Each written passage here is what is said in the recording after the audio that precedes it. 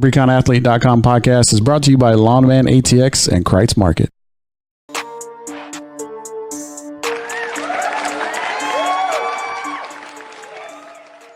All right, ReconAthlete.com, episode number 33. Chris Sanchez, Zach Lucero, Paul Rodriguez.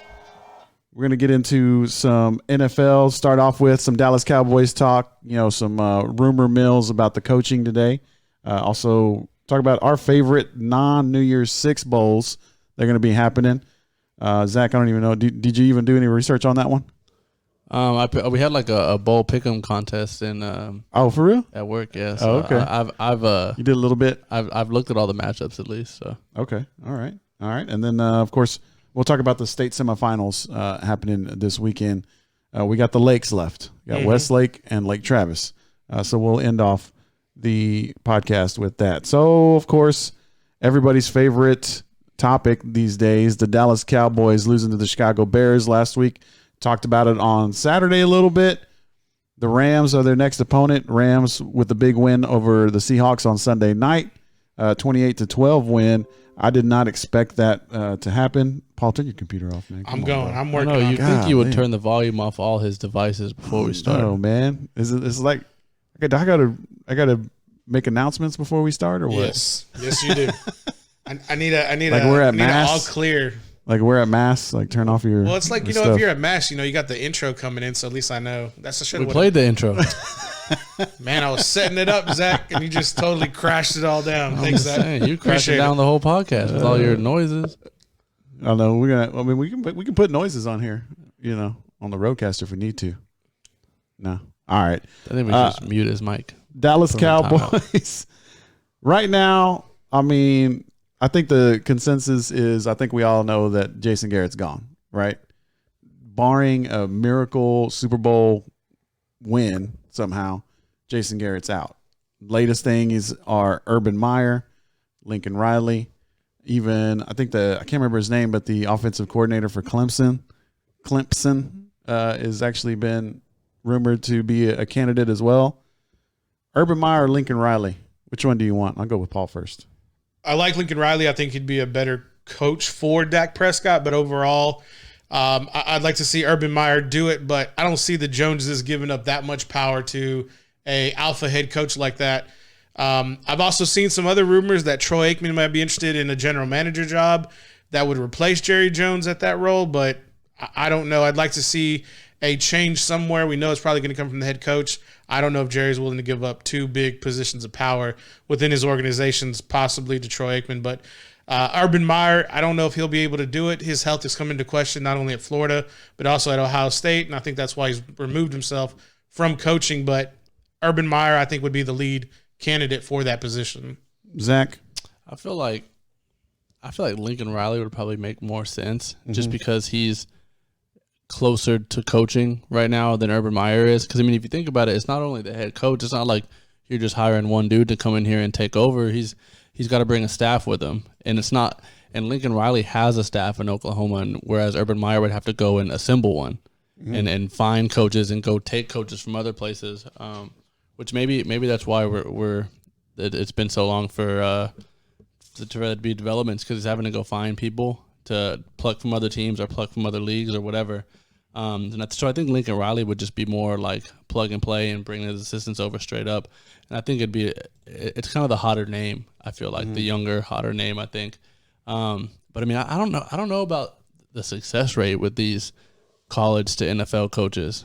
Yeah. I feel like in the NFL nowadays, you're more likely to find success with bringing someone either who has been a head coach somewhere else in the NFL, the ones that just kind of rotate around, the Bruce Arians of the world and stuff like that, or even like a hot assistant somewhere, like one of those 49ers guys, bringing them in to be the head coach over in Dallas. So I feel like the success rate of going NFL to NFL is a lot higher than college to NFL when it comes to head coaching. Yeah, and I think we did mention this a few episodes back about that, and I was kind of on your train, Zach, that I thought that the college to NFL wasn't very successful. Paul had a few good points about you brought up Barry Switzer, you brought up Jimmy Johnson.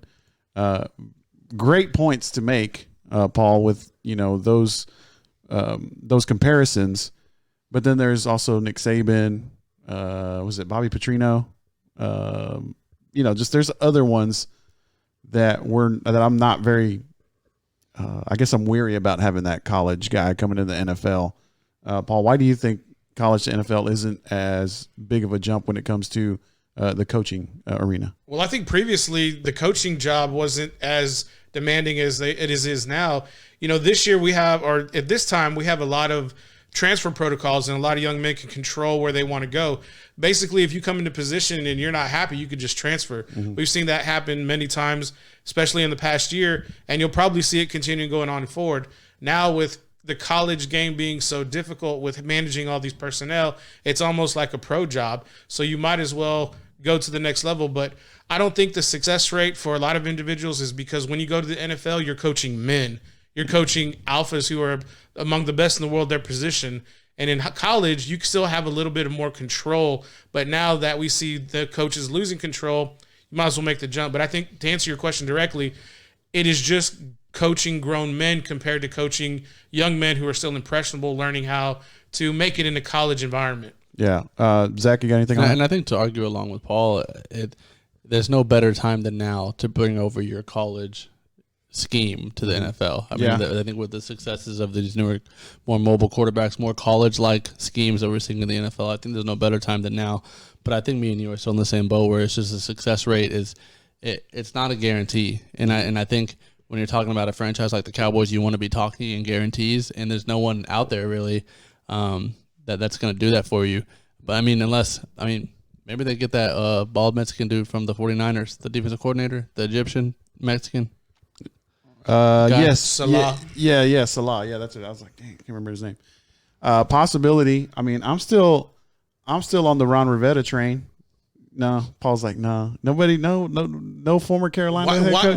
Why would you want him to be a head coach for the Dallas Cowboys? Experience one. Okay. He has a experience with, or in the NFL, he's got an experience with a mobile quarterback.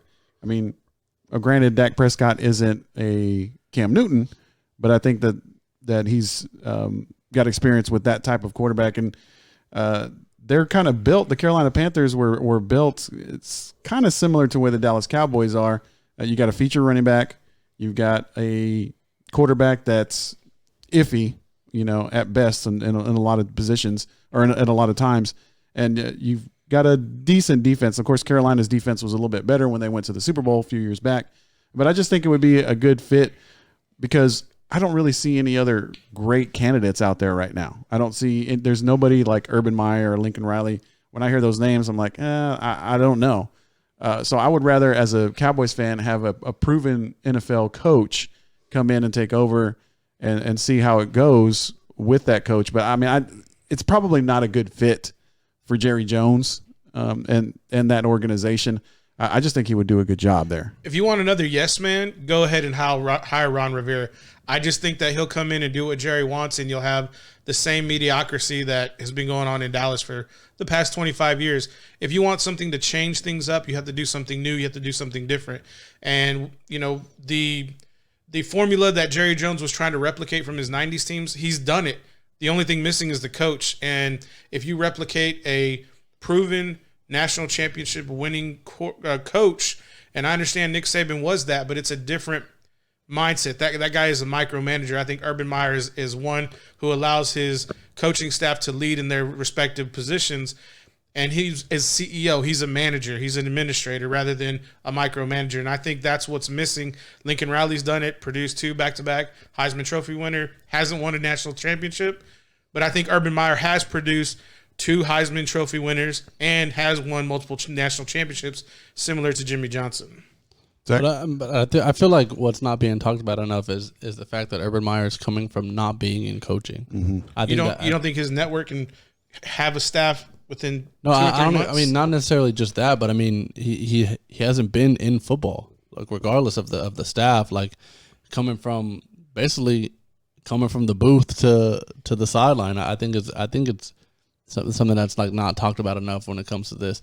But I mean, if you're looking for a national championship winning coach that's produced Heisman, why don't they go get Jim Tressel? Well, I'll say this about I'll say this about going from the booth to the coaching sideline. When Ohio State hired Urban Meyer from the booth, he went out and led them to an undefeated season. They couldn't participate for a national championship because they were under sanction. Yeah, and I think also another aspect of this is Urban Meyer's health. I mean, why did he? I brought that up. Why did he, retire in the first place? It's because he was having issues. I think that was health wise, all the stuff that was going on at Ohio State. Okay. You think it was because of the sanctions and all that other stuff? He was just nervous about all that? I think he left Florida for the same reason. Right. It's all hindsight now that you look at how tumultuous that team really was. Like the timing of these things. And you look at the timing, and that's kind of what I brought up when Urban Meyer left Ohio State was, man, he sure left Florida at the right time when everything was about to fall apart. And it looks like he just did the same thing with Ohio State. Now, granted, he left a great team for Coach Day, but this year they're probably going to compete for a national title after the semifinal matchup. With Clemson. Anyway, next year it could possibly just implode and fall all apart, but we'll see. They have a lot of talent, and they just keep garnering recruits in the form with Ohio State. I mean, maybe he turns into like a Pete Carroll. I think that would be like the best case scenario for them. And I think Pete Carroll kind of did the same thing where he was running from a scandal, and you're gone long enough and have enough success at your next job that people kind of forget about it. I mean, no one really talks about what Pete Carroll left behind at USC, what was left there to be cleaned up by Lane Kiffin and those guys. So, I think, maybe Urban Meyer works out. I mean, but I feel like I said earlier, like you want to be talking in guarantees. There's not a hot name out there right now that has proven success at that level. Coach Carroll, 2 Heisman Trophy winners, and a national championship. Hey, Jim Tressel. That's my vote. I think this is I think right now, Paul, you're actually kind of changing my mind a little bit. I'm flexible when it comes to this kind of stuff. Sure. And I think you are kind of changing my mind a little bit because when you look at the whole situation with Urban Meyer and Zach, you mentioned how they were running away from these sanctions and all this stuff that's going on, and I really think that Urban Meyer would be an exciting hire. I think Lincoln Riley would be same thing. But I think right now, Urban Meyer would probably be the guy that's, I guess, more ready for this kind of stage. He's got more experience. I mean, not that Lincoln, not that age has a whole lot to do with it right now. I mean, we see what McVay's doing over in LA. Right. But I think Urban Meyer would be the guy that could come in and make a real impact for the Dallas Cowboys right away in 2020. Another tidbit of information about Coach Meyer, what I kind of got garnered and just thought about right now in my mental Rolodex, because I'm that old to know what a Rolodex is that isn't that the watch? Enough what? That's the watch, right? No, that's close. It's close. But Coach Meyer is going to get everything from every single one of his players. And how do I know that? A lot of times the young men at the college level may not get all the best swag, may not get all the best gear initially because it's coming to upperclassmen. But what Coach Meyer would do is say, look, I want my starters to play special teams, and whoever outplays each other is going to get the best swag that the team has to offer as far as their garb, their shoes, their outfits that is, issued by the team. And I think him being a motivator allows those teams to understand, look, I'm going to go play for Coach Meyer. I know what he's going to expect, and I know what I have to produce because the kids who come from those schools that he's been at are going to understand his ideology and his mentality. My question is, will Jerry Jones allow him to do that if he's hired? Probably not. Yeah. But I think like the argument you made earlier, the difference between coaching boys and coaching men, that type of motivation wouldn't necessarily work. Whereas in the past, he's been at places where if they don't perform, they're cut. They're off the team. They're losing scholarship. They're losing a chance at the next level. Whereas when you're in the NFL, if your guys aren't performing, you're the one that's cut. Well, it's not. So you're gonna tell Ezekiel Elliott if you don't play special teams, you're not gonna get cool cleats. After that $50 million is guaranteed, those incentives go away. And there's a lot of money on that back end of that contract for those incentives to get done. So that's going to make you want to earn that money. See, when you get to the NFL, it's about dollars and cents. It's not about shoes and cleats or shoes and sweats. That's where the money comes from. Our shoes. What? Cleats are shoes. Yeah. That's why I changed it. Anyway, so get to the point. the incentives built into the contracts are what is going to make the motivation for Urban Meyer to get the players to perform at their peak ability. Are we having that with Coach Clapp, Jason Garrett? No, because they're like, we want you out. Yeah, nobody wants to play for him right now. We don't care if we're going to lose that check. But if you get a guy who knows he's going to compete for a Super Bowl and be elite and demand you be elite and play elite, I'll get that money. And shout out to Emo who's watching right now on Facebook Live. He throws out a name out there out of left field because that's the way he does. Jim Tressel. He says John Gruden. Oh, okay. No. Yeah, That would not work. That would not work with Jerry Jones. I've been telling you I right? was going to bring over Derek Carr. Oh, yeah, you did say I've been that. ta- I've been You talking did about say that. That's a package deal. I just don't like, I mean, shout out to Emo, man. Thanks for, checking us out here on Facebook Live. I don't know if that, I mean, that's just too big of a personality for Jerry Jones, man. If they were going to get him, they would already got him. That's true. But like, So is Oakland going to trade him away like they did back in who can we give? 2001? Who can the Cowboys give for We'll give you Dak Prescott for John Gruden and Derek Carr. I like it. I like it. You know what? Hey, I wouldn't be. That's a good deal. I wouldn't be too. Let's put it this way: I wouldn't put it past the Davis family to pull the trigger on that. And then all this losing, Jerry Jones is like, "Oh, you think you're gonna get paid, Dak? You're gonna get traded. That's what you're gonna get. We'll get you traded." All right. So talking about the head coach, and now that's going to be something that's probably going to be happening, here in a few weeks. But right now, where the Dallas Cowboys are sitting is 6-7, I believe. They're still one game ahead of the Eagles. They're half a game ahead. They still have a chance to win the NFC East. They win out. They win the East. They have to play the Rams this weekend at home. Mm-hmm. Is this a game that the Cowboys win? We thought, Paul and I, we were completely wrong about it. We thought that the Bears game last week was one where I kind of thought the Bills would be 2 weeks ago, but I picked the Bills in that game. But I thought the Bears game, I was like, okay, they're on the road. Mm-hmm. They're back against the wall. We didn't think Mitchell Trubisky would do what he did. I mean, really? No, I mean, Mitchell Trubisky? Yeah. I mean, come on. Anyways, do the Cowboys have what it takes to win this Sunday? Are the players going to be motivated enough to try to win the NFC East? Is that enough motivation, or is the motivation to get rid of Jason Garrett and maybe not go out there and give 100% and not really throw the game, but be like, doesn't really matter if we win or lose? I think the players are still want to win an NFC East championship. Don't you think? You would hope they would. I just don't know if their disdain for Garrett is that high. If Jerry goes down and says, look, whatever your incentives are for your contract for this week, if y'all win, I'll pay everybody. Mm-hmm. That I could see them doing that, because that's how games get turned around for whatever reason, because Jerry guarantees a check with a W for everybody. Does that happen? Maybe. I don't know. I don't know what it's going to take to motivate these guys to get a W. But wherever the motivation comes from is going to have to be from Jerry Jones, because it's not going to come from anybody else. Zach, what do you think about the Sunday? I think Cowboys fans need to be real weary about them winning their division. Okay. Because I think it's been very. What is up with you today? Yeah. I think that's like a matter of fact. Like, you should be. Yeah, worried. he was agreeing with you. Yeah. But I wasn't even done talking. No, we're just agreeing with you. Your point is good. Keep going. I haven't made my point yet. Keep going. But I feel like I say it's very much in the Cowboys' MO to mess around and win the division, and Jerry start publicly talking up a Jason Garrett for these. I mean that's how they got in this situation. Yeah. I mean they've talked about Jason Garrett leaving since I was a kid. Like, yeah. But he just wins divisions and wins just enough to stay. And I think we were talking about. I was talking about this at work the other day.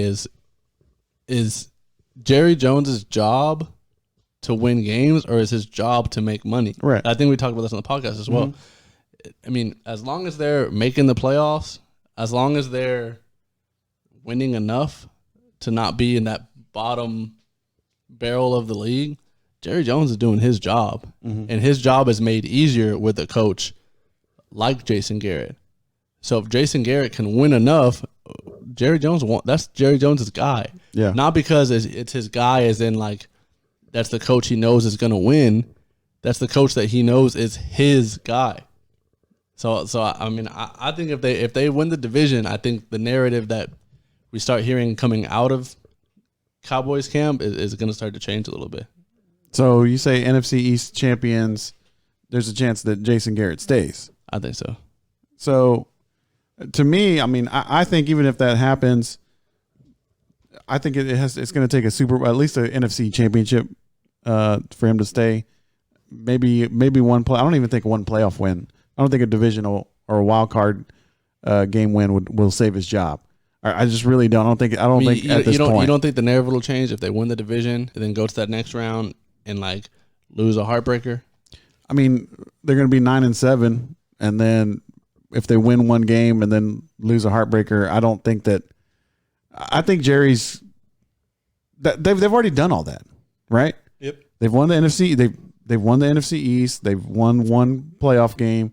They've lost a heartbreaker. That's already happened. We've already done that. I think Jerry Jones just wants to like. Well, I'm just saying, like, let's happen into a Super Bowl. But let's not keep doing the same thing, expecting different results, right? But Jerry still makes his money, and that's all he cares about. So what we're saying is, if they win the NFC East, that the Cowboys fans are still going to care, right?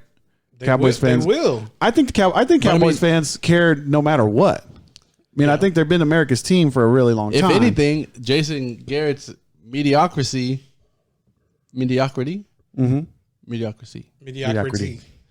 has almost made Jerry Jones' job easier because it keeps the Cowboys in the media. True. So, could you imagine if they lose a heartbreaker in the conference final, and Jerry Jones comes out in the media and says, I think we should keep Jason Garrett for another year. Like, this is his contract year type thing. And that's all the media is going to talk about all offseason. Well, I think Jerry Jones will find anything to put his team into the media. If it's some type of information he'll let out about a player, or if it's some information he'll let out about a team, he'll find a way to make his team relevant. And so for him to sell, I don't think it's going to be a big issue. But I think for him to want to win a Super Bowl, which I think that's his ultimate goal, is to be on top. Everybody sees the Cowboys from who remember the Super Bowl championships.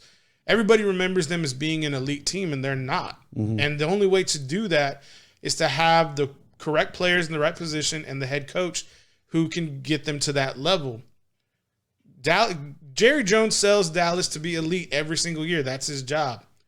The other half of his job is to make sure they have the right pieces. Well, he's done that, being a GM and drafting and bringing in the free agents at the right time. But Jason Garrett is so entrenched in that family. He's the adoptive son of Jerry Jones, a Ivy League graduate from Harvard, I believe, right? I don't know. It's an Ivy League. He's an Ivy League coach. His brother's the director of scouting Jason Garrett's brother's the director of scouting for the Dallas Cowboys. His family is a part of the Jerry Jones family. He's going to go along with Papa Jerry. He's going to do whatever he wants him to do and go and fall in line, walk in line with lockstep with Jerry Jones. Does he pull the trigger to bring a new guy in? I don't know, Chris. It's kind of to the point where I'm like, why are we talking about it? Mm-hmm. It's almost like we have better stuff to talk about, but we know y'all like to talk about the Dallas Cowboys, so we talk about it because I want to talk about it. And to me, it boggles my mind why we have to talk about it for 20 years, in private, now in public, to give them the attention. But like I said, unless people stop buying Cowboy sponsored products, nothing's going to change. Yeah, but I don't think that's going to ever happen, man. I really don't I believe you. So I really don't think that it matters for Dallas Cowboys fans whether or not they win an NFC East championship. I really don't. They're still going to be fans. Dallas Cowboys fans are going to be there no matter what. I mean, how many times has Jason Garrett not made the playoffs, though? Many times. A lot. How many times has he made it? But I mean, like, we're in year 10 of this. But I mean, like, there's not a decade. How many? There's not very many coaches that like are putting you in the Super Bowl every year. Like, there's not really many coaches that like, you're like, Belichick's my coach. Like, I'm gonna make it deep in the playoffs.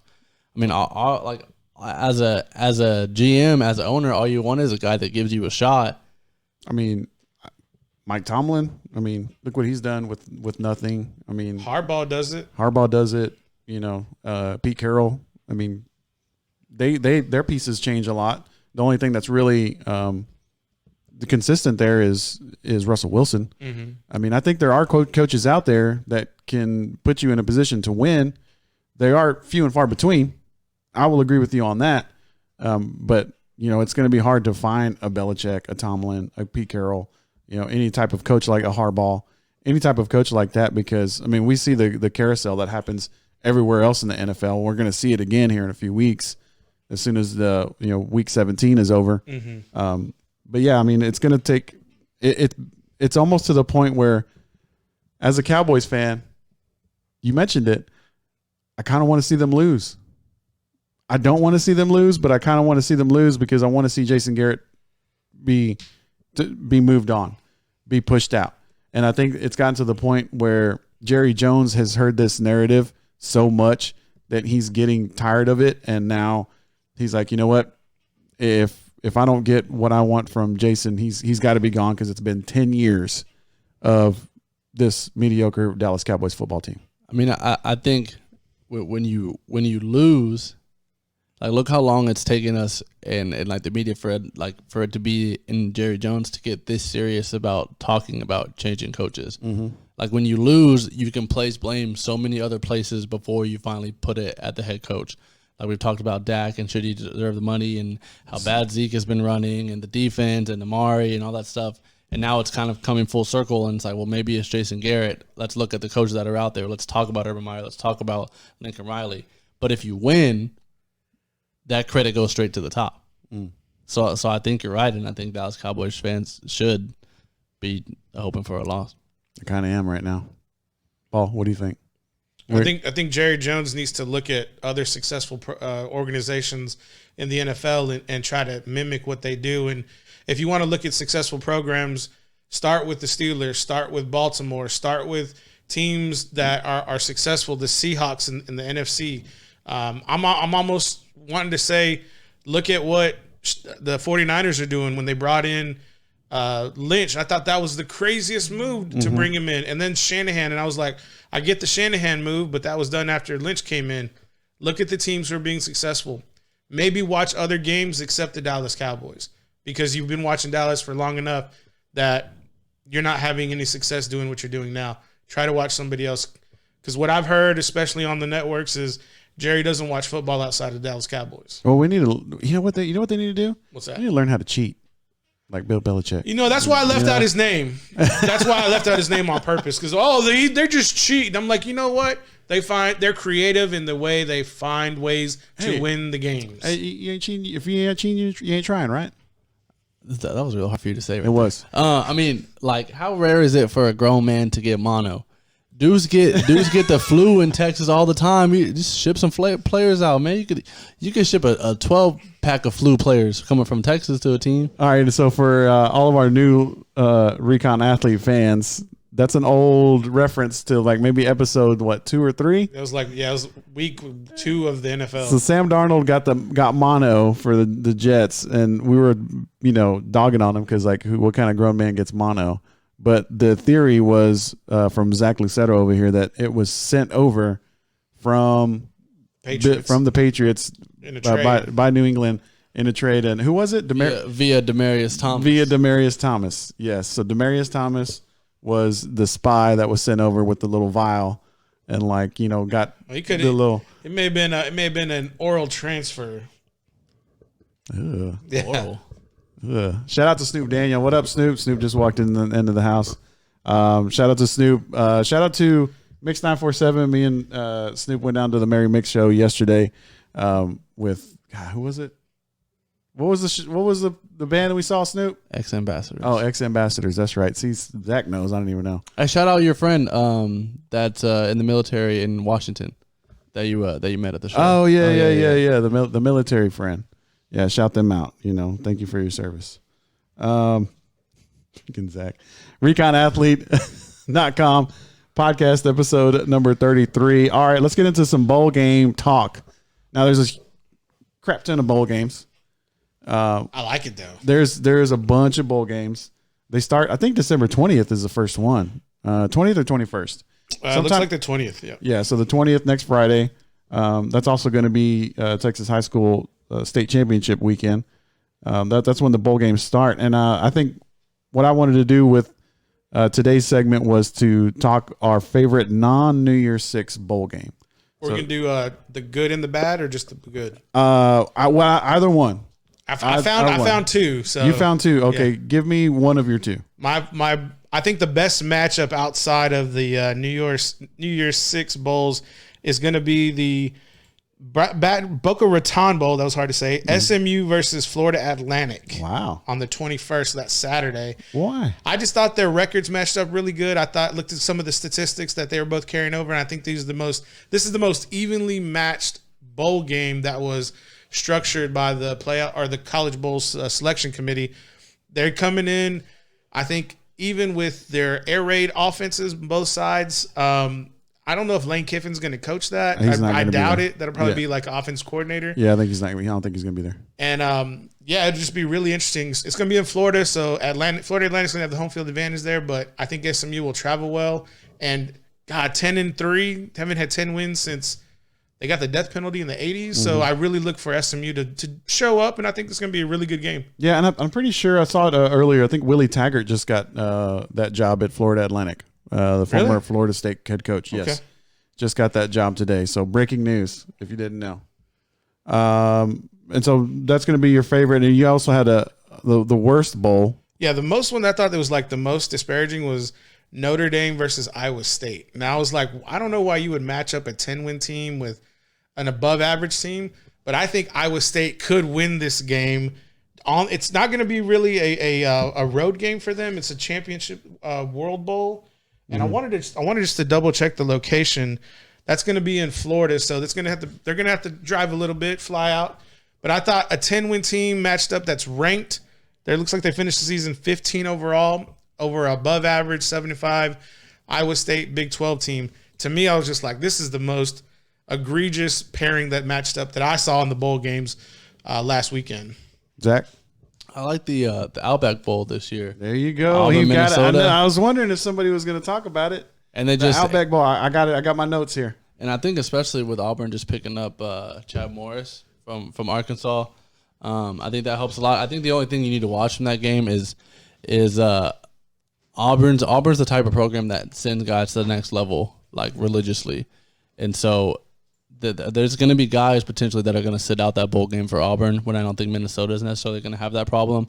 So I think that Derek Brown in the middle of that defensive line for Auburn, I think is mulling over that decision whether or not he's going to play in that bowl game or not. And I think that'd be huge when it comes to how competitive and if Auburn even has a chance in that game, I think. Yeah. So this is the first time. This is actually my pick for my favorite bowl game too. But this is the first time Minnesota and Auburn have ever faced each other. I might go. Really? Yeah. My friend went to Auburn. Okay. So you might go? All right. Might go, yeah. That'll be good. This is also the first time. Recon athlete reporting live from the Outback Bowl, Tampa, Florida. Outback Bowl. We're going to be reporting live from the Fiesta Bowl, by the way, because I'm going to be going to that. So we should go. I'm trying to get Snoop to go with me. Yeah. Trying to get somebody to go with me. This is also the first time since 1905 that the Golden Gophers have finished with 10 wins. Since 1905? Since 1905. Wow. Row the boat. PJ Fleck voted Coach of the Year in the Big Ten. All right. Mm-hmm. Tanner Morgan, their quarterback, he is one of the 12 finalists for the Manning Award. They also, I think it's Antoine Witt. I can't remember his last. Antoine Bethea. No. Their defensive back he's up for a Nagurski Award, so Defensive Player of the Year. Minnesota has a lot of great players that are up for all kinds of rewards, but they are still right now a 7.5 point dog to the Auburn Tigers. SEC bias at work here, Paul, or do you think that's a good line? I think that's a solid line. It may move. I always talk about this, with knowing a little bit of how the boys in Vegas do things. Is the professional sharks will set the line to something that's really skewed and it kind of makes sense, and then later on, everybody will put their money where they think the money really will be winning at. And so I kind of just get these lines when they're this out or this early, I'm just like, I'm gonna take it with a grain of salt and then see how things fare out closer to game time. But I think it's on par of what it should be. Yeah, and I think you mentioned that Iowa State and Notre Dame and how those two records were so different. I mean, what about Utah and Texas? I mean, the Alamo Bowl, is that 7-5 versus what is it, 11-2? You guys, I think what really they took into consideration was they're going to get a lot of people from Texas to travel, which is down the street in San Antonio. But the other half, I think they're giving UT a lot of credit for their close games against LSU, number 1 in the nation, and Oklahoma, number 4 in the nation, finishing the season. Those games were not blowouts; they were pretty tight, and so I think that's what's giving a lot of credence to place them with a high caliber team with Utah. I'll give you the LSU game. I can't give you the Oklahoma game because Oklahoma pretty much dominated that game. It's a 10-point win, I think it was, but they pretty much dominated that game. So I LSU I can agree with. Oklahoma not so much. I really think you're right. It's all about the name when it comes to Texas and the Alamo Bowl. Zach. And I think that just going back to the Minnesota game as well, I think we can compare the line when it comes to Minnesota with Utah and the matchup against Texas. Is the narrative around these teams have not really shown them any respect.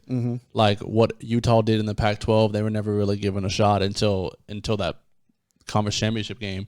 And then Minnesota, I mean, the committee was doing everything they could to keep them out of the top 10.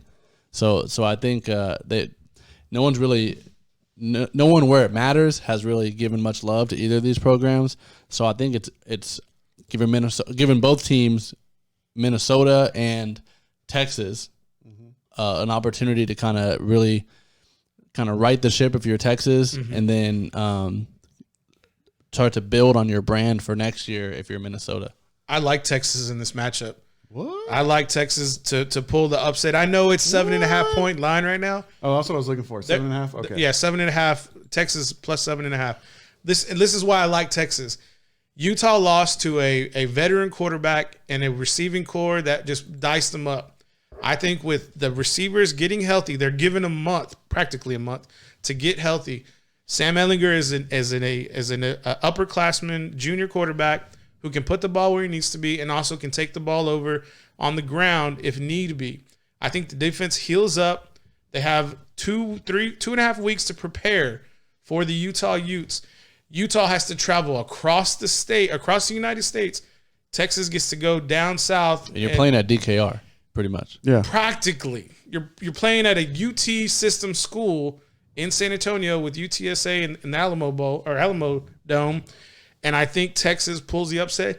And I want to say Texas may win by double digits in this game. I'm going that far. You know how many Mexicans are UT fans? Oh, dude, lots. Yeah, almost more than Dallas Cowboys fans. Yeah. So I mean, it's going to be a lot of burnt orange there, and I think in the only like really good game that Utah played in, they disappointed a lot of people, and they did not. That game wasn't close. The game wasn't competitive, and Utah really never had a chance. Whereas Texas in the big games that they've played in, I mean, you talk about that OU loss as in like it was never really competitive, but the score does show differently, and there were places in that game where Texas was in it, especially early, and then I mean, OU started to run away with it, but that wasn't until the very, very end of the game, and then the LSU. So I think Texas plays to the level of their opponent, and if Utah's coming in a highly ranked team, I think Texas will play up to that. I think Utah is going to be underestimating the Horns, and also they may not even want to be in this bowl game.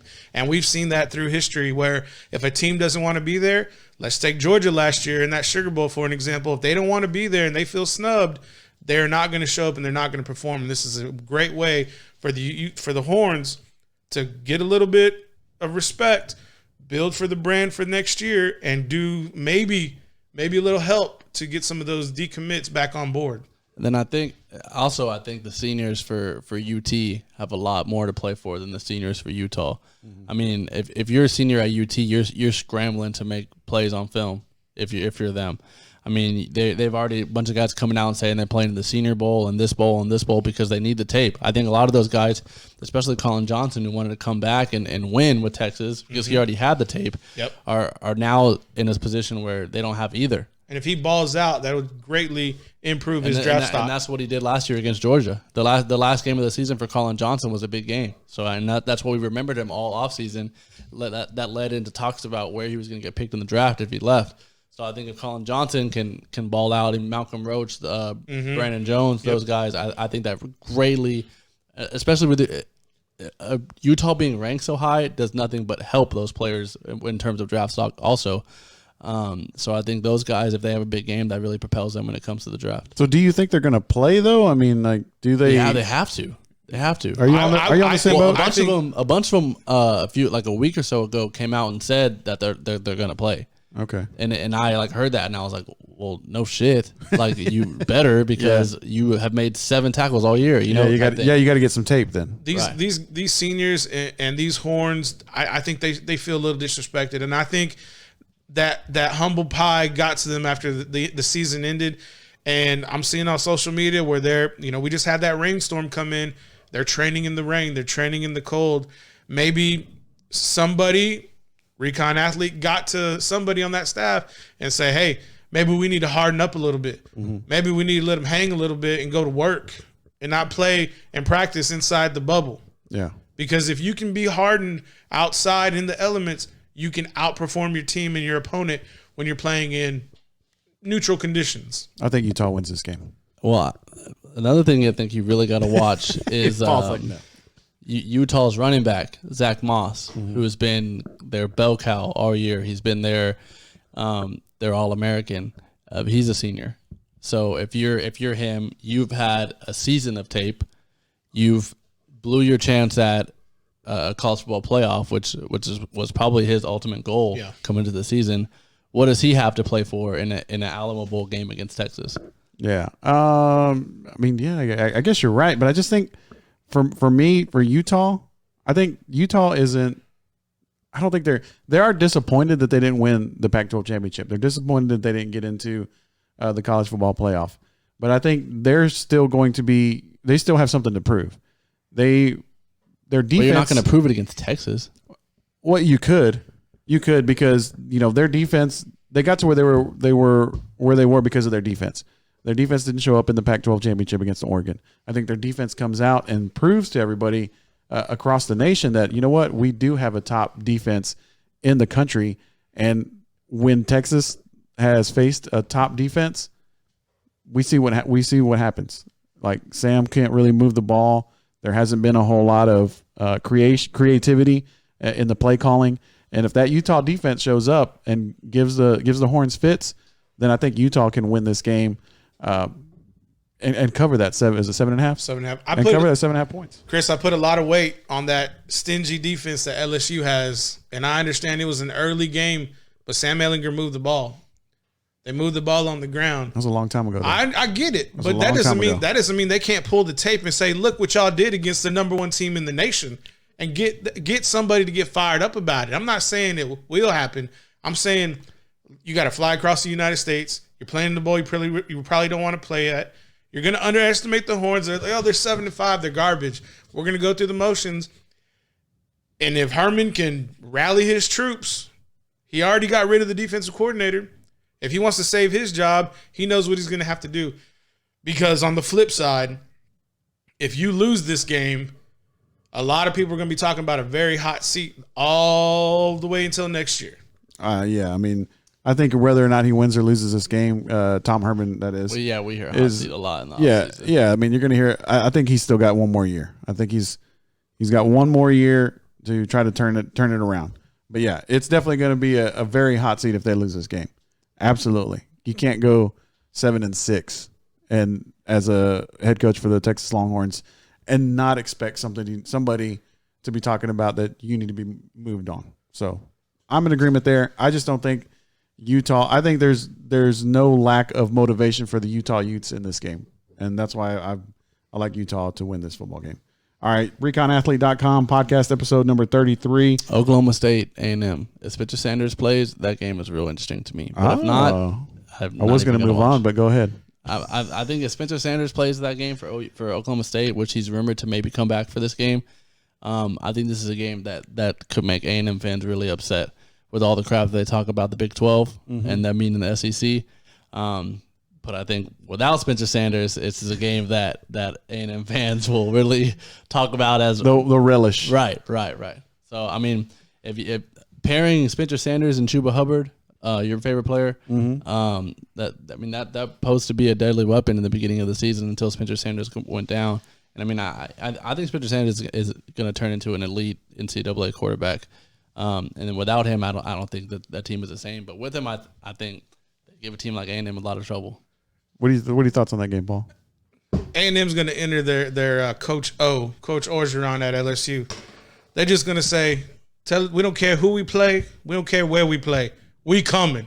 A&M will dominate Oklahoma State in this game. No way. Yes way. No way. They are the scariest, most talented 7-5 team in the nation. A&M is. So we're back to betting on Kellen Mond? You do not. I thought we were off that. You do not. Okay. We'll see. Okay. We'll see. I just so we know, episode 33, Horns win by 10. A&M dominates Oklahoma State. That's what I'm thinking. That's what I'm saying. Utah. I'm the exact opposite. I got Utah and Oklahoma State. All right. We've got the state semifinals this weekend. Galena Park North Shore taking on Lake Travis. Pretty much a home game for the Lake Travis Cavaliers. 4:00 Saturday at Round Rock's Reeves Stadium. You can find this schedule at reconathlete.com. And what are we expecting here? I can't predict a Lake Travis win only because Galena Park North Shore is so good, so talented. But I can't say that Lake Travis isn't going to win this for sure because Lake Travis knows how to beat teams like North Shore. Paul. We always know it's easier to beat an opponent once you've been beaten by them. Last year, 51-10, I think, was the final for that Lake Travis Galena Park North Shore final.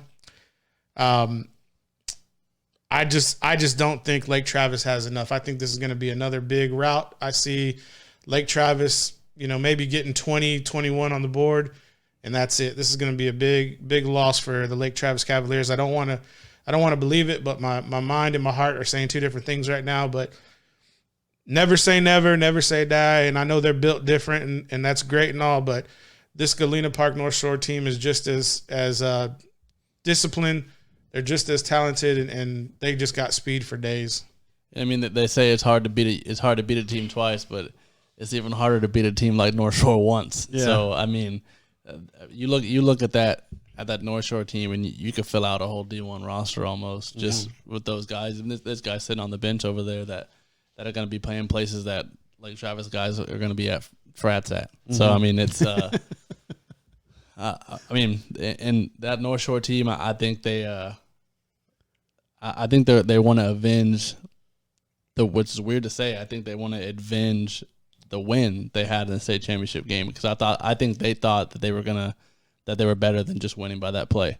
So I think Zach Evans and those guys are ready to come back, and I mean, I think Lake Travis is just in their way at this point. Paul.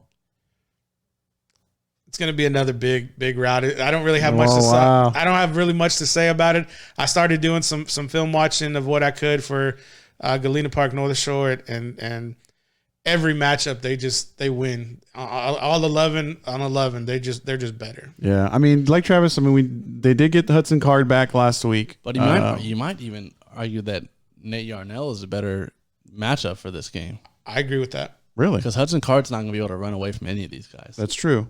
If anything, you gotta rely on the size you have up front. You gotta rely on basically what brung you, which is being Lake Travis, which is a team that's going to spread you out and have a very capable quarterback and capable receivers. And I think Nate Yarnell we've seen in this playoff run, has been the guy that is the Lake Travis quarterback of pass. Whereas Hudson Card has kind of been a nice change-up for them and a guy that's been able to break the pocket and be recruited as a dual-threat guy. So I think Nate Yarnell would be the one that would give you a chance. Plus, they saw Hudson Card last year. Yep. Mm-hmm. So I think they're glad to pull out their own old film of the last time they put a whoop on a Hudson Card. But I do think having Hudson Card back is really good for the mental of Lake Travis. I don't know. I mean, it almost got to the point last week against the Converse Judson where it was like, you could see the rust on Hudson Card because he'd been out for so long. and some people were talking during the game. I think we mentioned that on Messenger, Paul. Like, well, maybe they should have stuck with Yarnell because Hudson looks very rusty right now. Yeah, and this wasn't a Judson team that like we've seen in the last few years, right? And so we were kind of like, well, maybe they should have stuck with Yarnell, but they came out. Second half they were able to pull away and they were able to get this win. Hudson Card's gonna get the start. Yeah.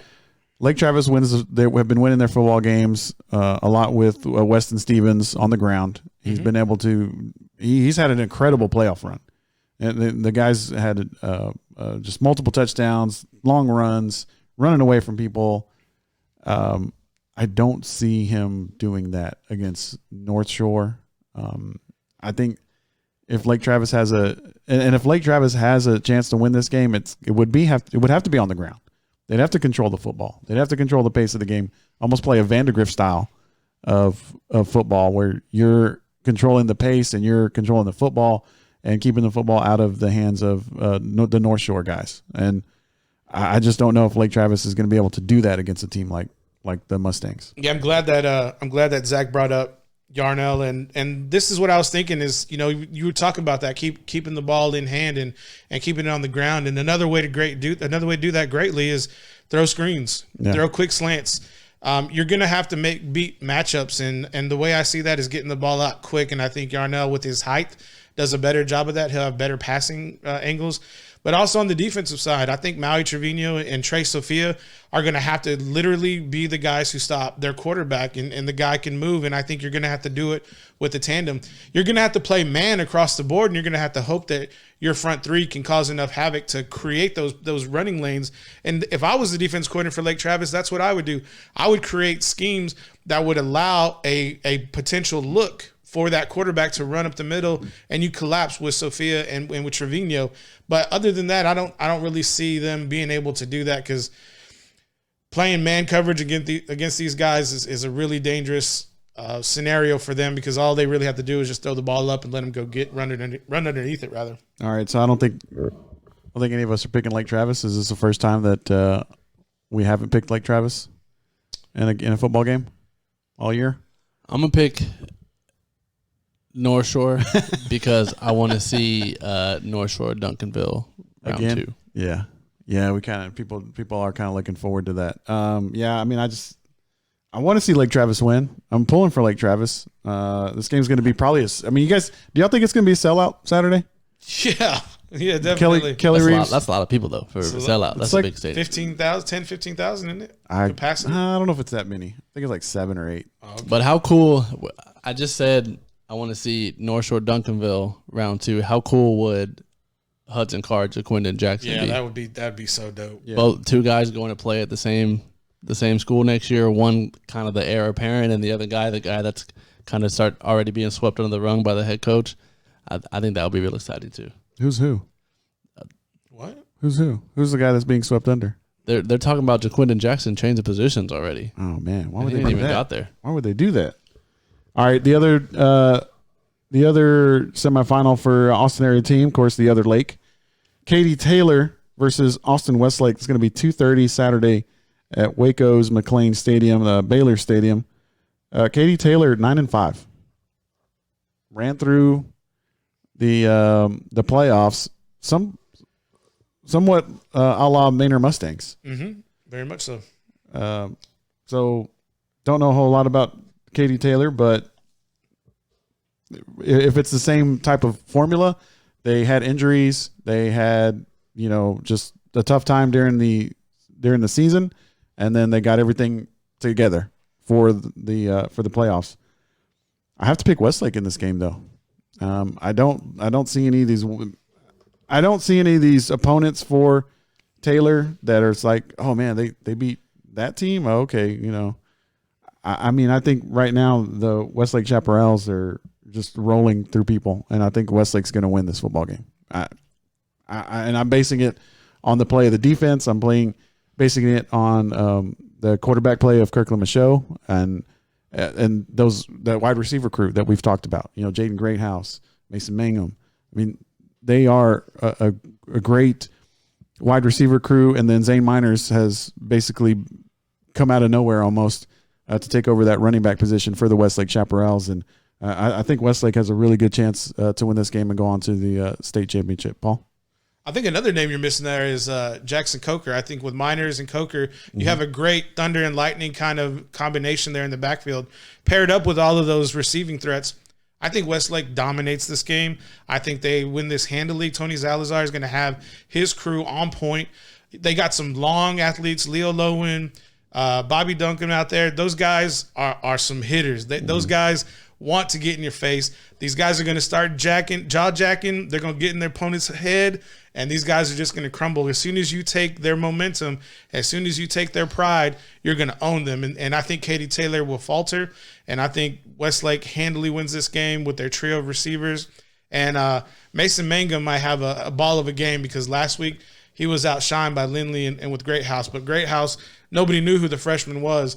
Well, I promise you Katie Taylor will know who Jordan Greathouse is, or Jaden Greathouse, excuse me. I think Katie Taylor is a really good example of the amount of parity that there is in high school football this year in the state of Texas, just because some of the big names going out throughout the playoffs with the long views, Beaumont Westbrook going out, who was defending state finalist. So that really opened up the path for a team like Katie Taylor. Katie Taylor has two big time offensive lineman recruits there. Two guys that might end up being 5 stars. One of them committed to Texas already.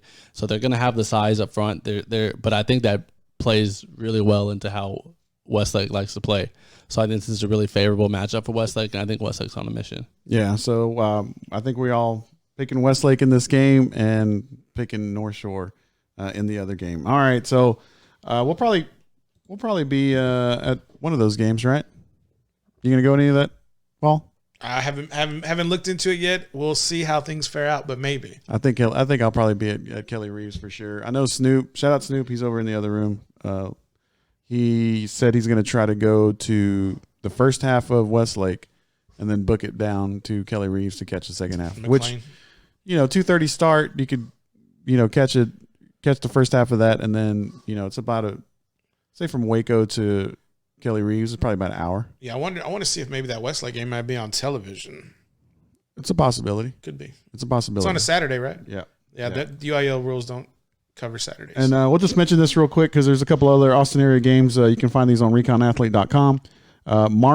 Mart versus Fall City, 7 o'clock Friday at the field.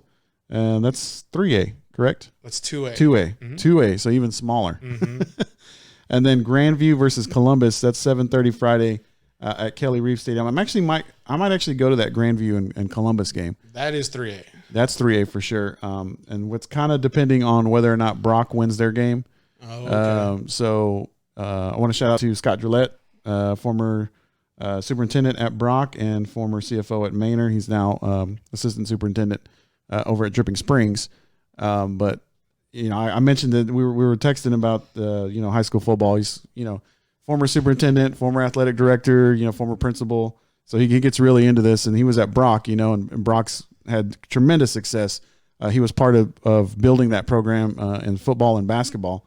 And Grandview is like their biggest rival. So it's going to be if Brock wins tomorrow night, they'll be one part of the state championship, and the other one would be the winner of Grandview versus Columbus. So I'm probably going to be there 7:30 Friday night at Kelly Reeves Stadium. All right. ReconAthlete.com, episode number 33. That's going to wrap it up for us, fellas. Any final thoughts, Zach? No. Paul? College football is ending, and high school football is coming to an end. So I'm a little bit sad, but we still have plenty of football to talk about. Lots of stuff happening in the spring. So I'm looking forward to a fast and hard end to the end of the season. All right. So fast and hard. We're going to do it fast and hard on Saturday morning. Probably about 11:30. Yeah, about 11:30 we'll go on Facebook Live. You can find us on YouTube as well. All right, Paul, do your thing. Ladies and gentlemen, if y'all enjoyed the podcast, please like, subscribe, and comment down below. Give us some feedback. Tell us how we're doing. And as always, click the bell for the notifications. We gone.